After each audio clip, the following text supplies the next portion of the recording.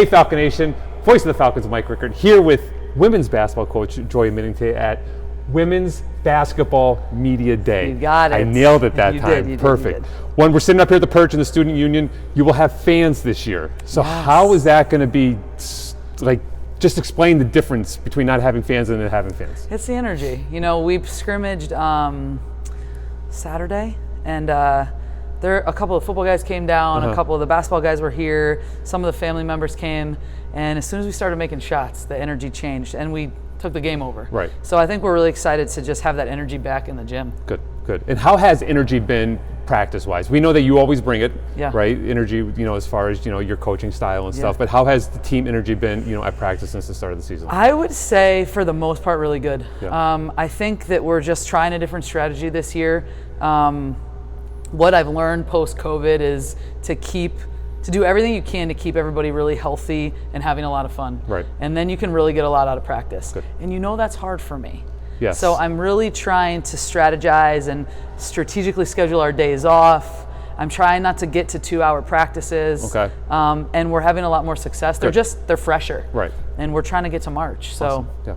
Which is always your goal, and we'll talk about that, you know, before we wrap up. But you know, you spoke of COVID, and then COVID rules have given you a chance to bring a couple girls back for their third year. Yeah. So we spoke with Jay and Deja. Yep. So tell us a little bit about being able to have them for 3 years, not just like experience on the floor, but just, you know, having, you know, those girls for 3 years, just that, you know, help build team camaraderie and you know, show them the Lackawanna way. Yeah, it's great. I mean, it's like relieving to actually almost have a junior, because they understand. They understand me. They understand the academic system and structure. They understand how the season's going to go. They are steady when we start to hit the ups and downs at practices. And that's the difference. I mean, even the girls from last year, they're really freshmen. Right. I mean, we didn't get them here until January. We crammed everything into, 12 or 15 games. So I'm standing there at practice early on, and I'm like, why doesn't anybody remember any of this stuff? And then Deja and Jay are just like, Coach, you didn't have us that long. Right.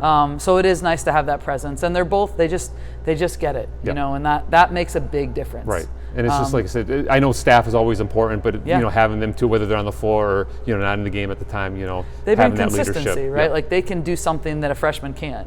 They can be consistent. Yep. So you had a little bit of a staff change. So let's just talk about a little bit of a new addition you have to, you know, to your coaching staff. Yeah, we're super excited. Coach Monica Spence, she's from the Wilkes-Barre area. She is hungry to coach. Good. And it is exciting. She loves getting after it. She loves getting out there. She loves to learn. She's really honored and humbled by the college experience that she's going to get, and I really, really think she has a bright future. She coached with the Stars and Stripes with Isaiah Walker out in Wilkes-Barre. She did some semi-pro on the men's side, so she really does have that spice to her. And we need it. It's helpful to me. I need it to just have somebody fresh who can come in and really start to bring a different kind of energy is really exciting. Awesome. Yeah. And then speaking of energy, let's talk about some of your returning players, you know, those that, you know, if you're coming out to the student union or watching the games on the LC Fan Network, like which returners, you know, names that are familiar to us are really going to you think, stand out this year? I think you're going to see a lot of Nia Morris. She just really has the ability to score the ball. She can really defend. She can play both sides. I think you'll see a lot of Ashante Amos, Brielle, Thais Torres, Makia, Deja. I think a lot of those, I think last year really gave those returners minutes. So hopefully, and I mean, I'm just seeing them getting better. They're getting stronger. It's clicking quicker. Yep. So I think you're going to see a lot of those guys out there again. We've had a big rotation going so far. Which keeps everybody happy. Usually, yes. And I'm not a big rotator, right? But it's working, and I like it. So we have 2 big scrimmages coming up. Good. So I think we will get to really see how these rotations are going to work. So if you're working through rotation stuff too, that means we have some, you know, newcomers, you know, to the women's basketball family. So, you know, which newcomers are going to be, you know, impact players on that roster? Mahogany Collins, she's about 6'1", 6'2", out of the Harrisburg area, and she is replacing our beloved Kiana Williams with the shot blocking. Okay, good. And Mahogany's probably had about 10 blocks so far, just in 2 scrimmages. So she really can protect our rim. She's learning. She graduated and then was off a year, so we're trying to get her back. We're trying to get her wind back. We're trying to get her strength back, and she's really moving up and down the floor. So I love that.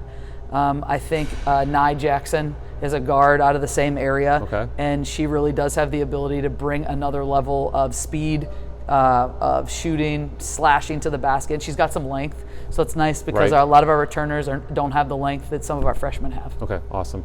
And then, of course, whenever I talk to any of your ladies, when I ask them what their goals are for the season, is to return to nationals. So Yeah. I expect that's coming from the top. So is that your ultimate goal for the season? I know, of course, you have your smaller goals, Yeah. is like probably win your opener and win the region, blah, blah, Yeah. blah, but getting back to nationals is in the top of that list. Yeah, I think we went out there, and obviously round one we get beat to the national champions, and seeing that team win it and seeing that we had a shot, we just kind of got super nervous. I think something clicked for a lot of these guys where they're like, hey, we belong here. Right. I think when we got out there, they just were unsure. They had no idea. So the fact that this team, 90% of them experienced what it's like is huge.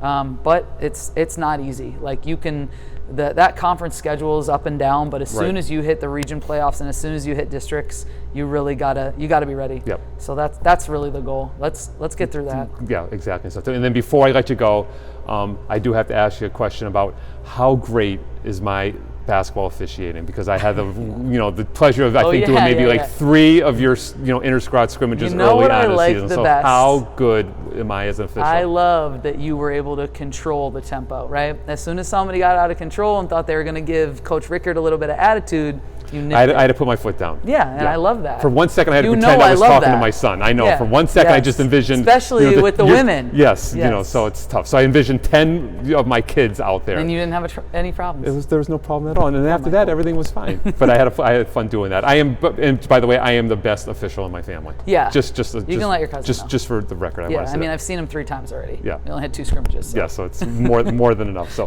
best of luck this year. Thanks. All right, we'll talk to you throughout the season too, I'm sure. Sounds good. Thank Coach you. Joya Whittington, head coach of women's Lackawanna College basketball. That puts a wrap on Women's Basketball Media Day. There we go. Thanks for wrapping it up. Absolutely. All right, take flight, Falcon Nation.